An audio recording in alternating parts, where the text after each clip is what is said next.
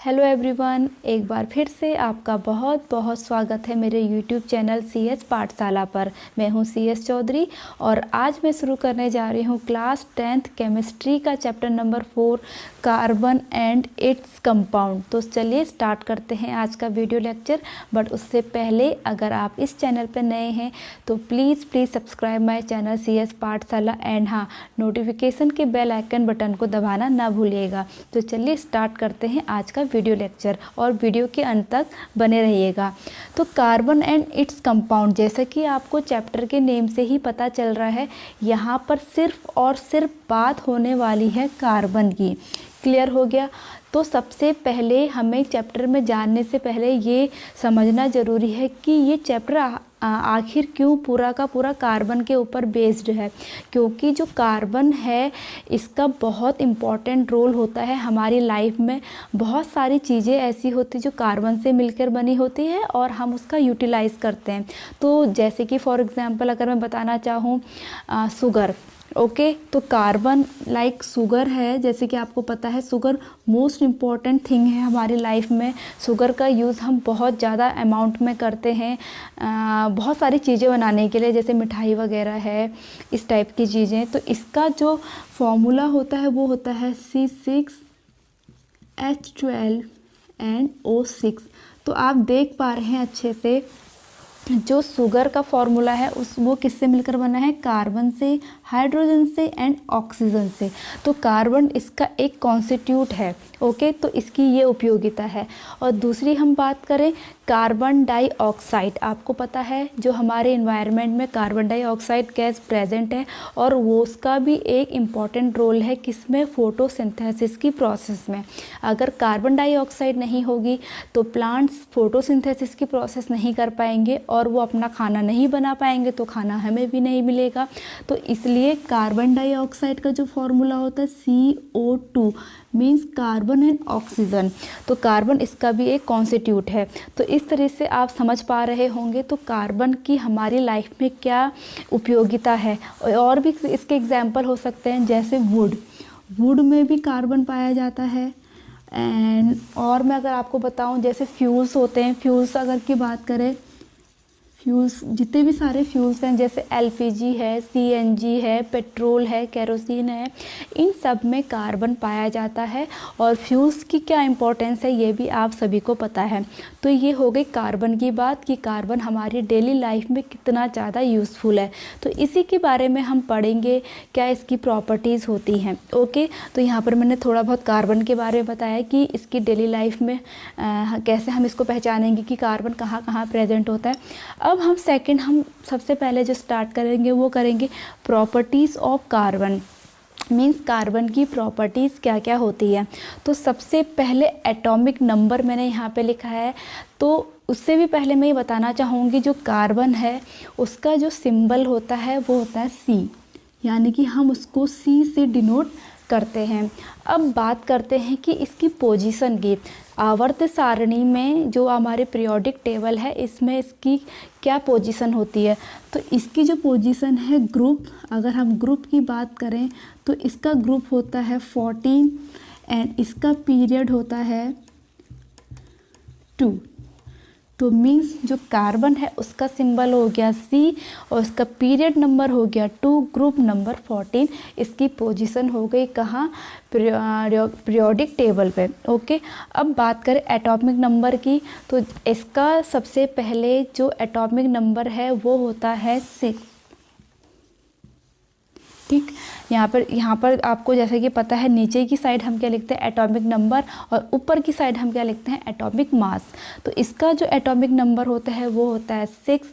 Means इससे हमें क्या पता चल रहा है? इसमें नंबर ऑफ प्रोटॉन भी कितने प्रेजेंट होंगे? 6 ही प्रेजेंट होंगे और नंबर ऑफ इलेक्ट्रॉन भी 6 ही प्रेजेंट होंगे, ठीक है। तो ये पहली बात हो गई एटॉमिक नंबर की। अब बात करें हम इसके इलेक्ट्रॉनिक कॉन्फ़िगरेशन की। इलेक्ट्रॉनिक कॉन्फ़िगरेशन मीन्स आपको पता है कार्बन एक एटम है जिसके चारों तरफ सेल होती हैं और पहली सेल में मैक्सिमम 2 इलेक्ट्रॉन आते हैं जो K होती है। सेकंड जो सेल है वो L होती है जिसमें मैक्सिमम 8 इलेक्ट्रॉन आते हैं। तो इलेक्ट्रॉनिक कॉन्फ़िगरेशन अगर हम करें कार्बन का, और आपको पता है इसका एटॉमिक नंबर 6 है, इसके हमें इट मीन्स जो इसका जो इलेक्ट्रॉन इसमें प्रेजेंट होंगे वो भी 6 होंगे। और फर्स्ट सेल यानी कि K में आगे 2 इलेक्ट्रॉन, सेकेंड सेल L की कैपेसिटी कितनी है 8, बट इसके पास 4 बचे तो इसमें आगे 4। तो मीन्स जो इलेक्ट्रॉनिक कॉन्फ़िगरेशन ऑफ कार्बन है वो होगा 2 और 4। ओके, ये तो है KLM के अनुसार। अगर अब हम बात करें SPDF कॉन्फ़िगरेशन, उसका कॉन्फ़िगरेशन क्या होगा 1s2 2s2 एंड 2p2। तो ये इसका इलेक्ट्रॉनिक कॉन्फ़िगरेशन हो गया SPDF के फॉर्म में। SPDF क्या है? SPDF हमारे सब सेल्स हैं जो KLMN की सेल्स के अंडर पाए जाते हैं। ओके, अगर आपको SPDF इलेक्ट्रॉनिक कॉन्फ़िगरेशन के बारे में और ज़्यादा जानना है कि कैसे ये होता है, तो इस पर मैंने वीडियो ऑलरेडी बनाया हुआ है जिसका लिंक आपको मेरे डिस्क्रिप्शन बॉक्स पे मिल जाएगा। ओके, तो ये तो हो गई 2 प्रॉपर्टीज़। अब बात करते हैं इसकी थर्ड प्रॉपर्टीज़ की, मीन्स बॉन्ड फॉर्मेशन, कि ये बॉन्ड कैसे बनाएगा। बॉन्ड जैसे कि आपको पता है जब 2 या मोर इलेक्ट्रॉन आपस में रिएक्शन करते हैं तो वो एक बॉन्ड बनाते हैं।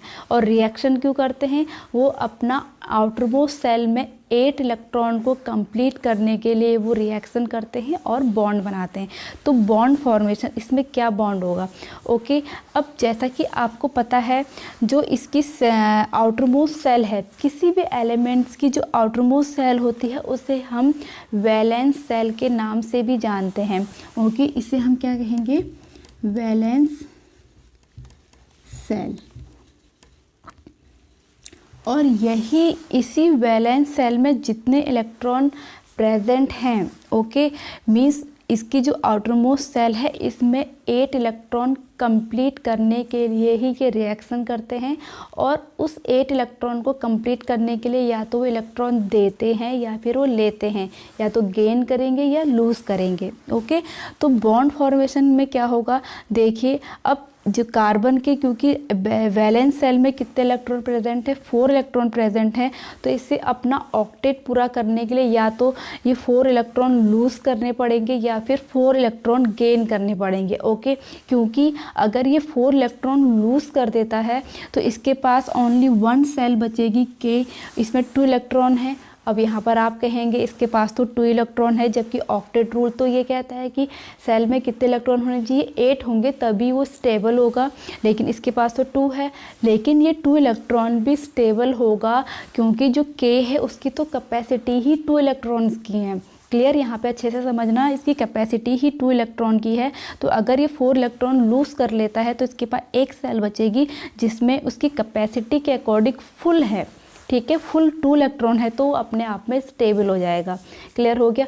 और दूसरा जो केस बनता है वो ये है, या तो इसके पास 4 इलेक्ट्रॉन है, 4 इलेक्ट्रॉन और वो गेन कर ले, जिससे यहाँ पे इलेक्ट्रॉन कितने हो जाएंगे? 8 हो जाएंगे, जिससे उसका ऑक्टेट पूरा हो जाएगा और वो स्टेबल हो जाएगा। 2 कंडीशन बनती है, बट ऐसा होता नहीं है। ठीक है, क्योंकि ये 4 इलेक्ट्रॉन देगा भी नहीं और वो लेगा भी नहीं। देने में भी इसको बहुत ज़्यादा पावर की ज़रूरत है और लेने में भी इसको 4 इलेक्ट्रॉन किसी अदर एलिमेंट से खींचने के लिए बहुत ज़्यादा एनर्जी की आवश्यकता होती है जो इसके पास नहीं होती है। तो ये क्या करता है? ये साझेदारी करता है, शेयर करता है इलेक्ट्रॉन पेयर को। अब देखिए कैसे। अगर यहाँ पे जैसे कार्बन है, इसकी आउटर मोस्ट सेल में कितने इलेक्ट्रॉन है? 4। तो 1 electron, 2 electron, 3 electron and 4 electron. अब देखो ये कैसे शेयर करेगा। सपोज हमने हाइड्रोजन ले लिया और आपको पता है हाइड्रोजन के पास ओनली 1 इलेक्ट्रॉन होता है और उसकी सेल भी 1 होती है। तो यहाँ पर हमने हाइड्रोजन ले लिया, उसका 1 इलेक्ट्रॉन, एक हाइड्रोजन हमने यहाँ पे ले लिया, इसका 1 इलेक्ट्रॉन, एक हाइड्रोजन हमने यहाँ पे लिया, 1 इलेक्ट्रॉन, और इसका एक हाइड्रोजन हमने यहाँ पे लिया, इसका 1 इलेक्ट्रॉन।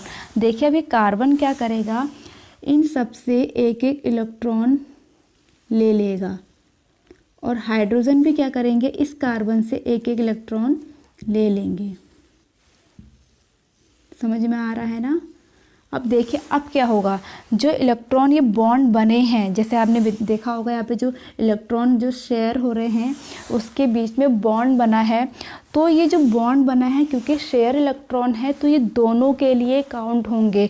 अगर हम कार्बन के लिए काउंट करें तो 1 2 3 4 5 6 7 8, क्लियर। तो इसका ऑक्टेट पूरा हो गया, ये स्टेबल हो गया।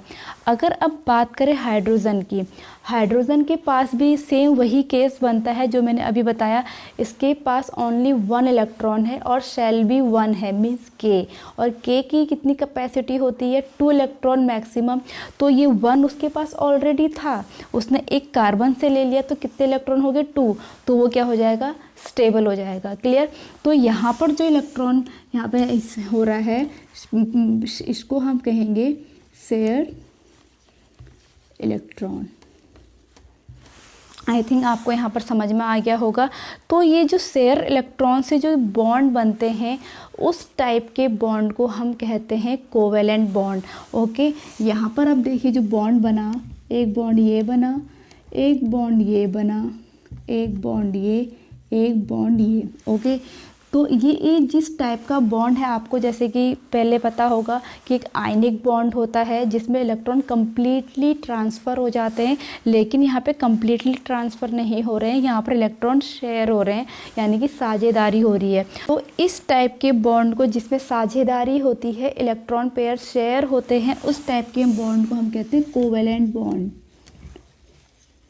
कोवेलेंट बॉन्ड, आई थिंक आपको कोवेलेंट बॉन्ड समझ में आ गया होगा, जिसमें 2 या 2 से ज़्यादा एलिमेंट्स जो होते हैं उनके बीच में इलेक्ट्रॉन की शेयरिंग होती है, उसे हम क्या कहते हैं, कोवेलेंट बॉन्ड। अगर कोवेलेंट बॉन्ड के एग्जांपल अगर मैं और दूं तो जैसे हाइड्रोजन गैस है, हाइड्रोजन गैस का जो मॉलिक्यूलर फार्मूला होता है वो होता है H2, मीन्स अगर इसको हम बॉन्ड में लिखेंगे H and H। ओके, अब H का अपना एक इलेक्ट्रॉन था, इस H का अपना एक इलेक्ट्रॉन था। अब इसे स्टेबल होने के लिए, क्योंकि इसके पास एक ही सेल है और उसको कंप्लीट करने के लिए उसको एक इलेक्ट्रॉन की और ज़रूरत है, क्योंकि उसकी कैपेसिटी कितनी है, 2 इलेक्ट्रॉन की है। तो एक इलेक्ट्रॉन इसने इसका ले लिया और इसका इसने ले लिया, मींस जो ये 2 इलेक्ट्रॉन शेयर हो रहे हैं वो इसके लिए भी काउंट होंगे, इसके लिए भी काउंट होंगे। तो इस टाइप का जो बॉन्ड है वो कैसा होगा, कोवेलेंट बॉन्ड होगा, क्लियर। उसी तरह से अगर मैं ऑक्सीजन गैस की बात करूं तो O डबल बॉन्ड O। अब देखिए क्यों, क्योंकि ऑक्सीजन की जो आउटरमोस्ट सेल है जिसे हम वैलेंस सेल भी कहते हैं, उसमें कितने इलेक्ट्रॉन होते हैं, उसमें होते हैं 6। और इसको अपने ऑक्टेट पूरा करने के लिए 2 इलेक्ट्रॉन की आवश्यकता है। तो देखिए क्या होगा, 1 2 3 4 5 6 7, सॉरी 6,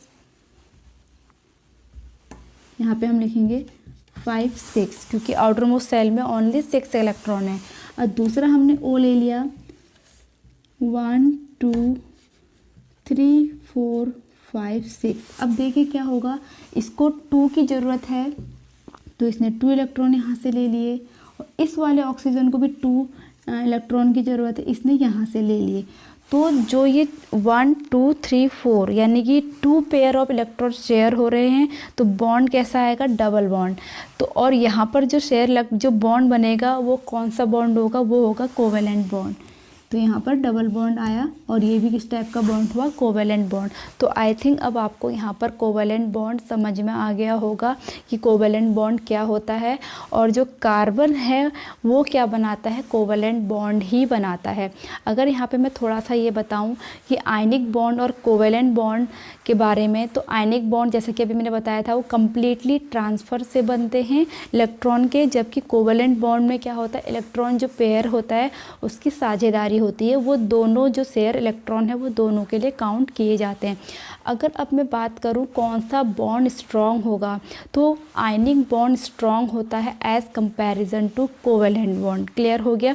उसी तरह से जो आयनिक बॉन्ड से बने कंपाउंड होते हैं उनका मेल्टिंग पॉइंट है या बॉइलिंग पॉइंट है या डेंसिटी है, ये सब ज़्यादा होती है किसके कंपैरिजन में, कोवेलेंट बॉन्ड के कंपैरिजन में। ओके, तो ये थोड़ा मैंने बता दिया आयनिक बॉन्ड और कोवेलेंट बॉन्ड के बारे में।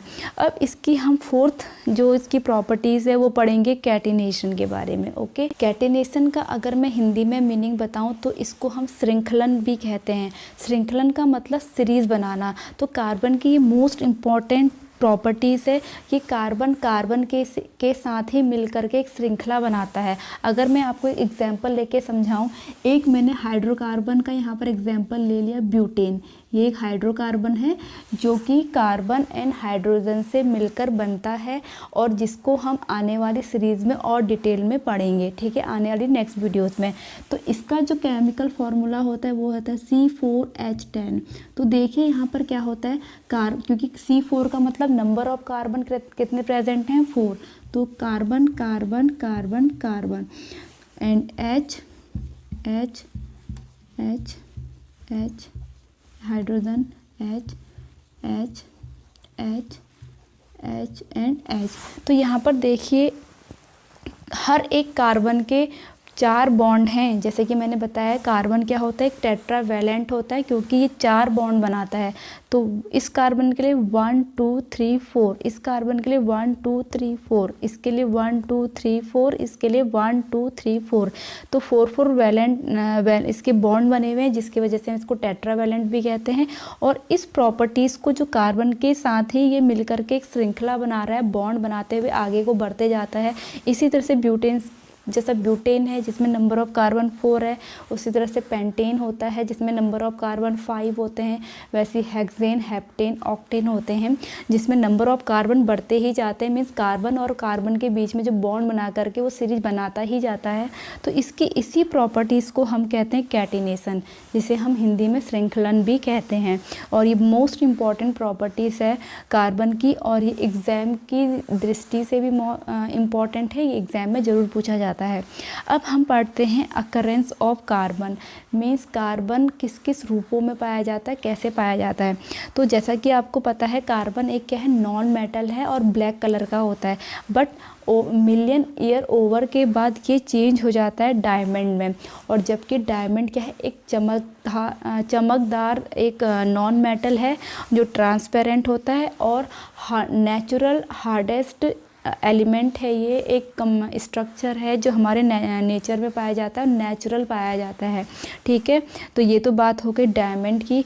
दूसरा होता है ग्रेफाइट। ग्रेफाइट क्या है, ये भी कार्बन का ही एक अपर रूप है जो ब्लैक कलर का होता है, मतलब मीन्स ग्रेइश कलर का होता है। और ये नॉन मेटल होते हुए भी इलेक्ट्रिसिटी का गुड कंडक्टर होता है। ओके, तो ये हमारा मोस्ट इम्पॉर्टेंट हो गया ग्रेफाइट। अब नंबर 3 है फ्लोरेंस।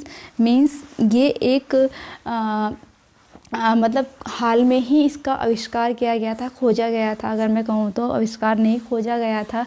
जिसको जो पहला फ्लोरेंस है उसको हम कहते हैं C60। तो ये कार्बन का ही एक अपर रूप है जिसका यूज़ आई थिंक कैंसर वगैरह में किया जाता है। तो ये भी इम्पॉर्टेंट कार्बन का एक रूप है। तो ये तो थे आज की वीडियो लेक्चर में जो मैंने बताया। पहली बात कार्बन क्या है और किस किस रूप में ये पाया जाता है, क्या उसकी इम्पोर्टेंस है हमारी डेली लाइफ में। फिर उसके बाद हमने आज कवर करी properties of carbon and occurrence of carbon, कि कार्बन किन किन रूपों में पाया जाता है। तो आज की वीडियो लेक्चर में इतना ही। आई होप आज का वीडियो लेक्चर ये आपको समझ में आया हो, अच्छा लगा हो। तो प्लीज़ लाइक कीजिए, कमेंट्स कीजिए, शेयर कीजिए and please like subscribe my channel CS पाठशाला। और मैं मिलूँगी अपनी नेक्स्ट वीडियो के साथ। तब तक के लिए स्टे ट्यून, बाय बाय।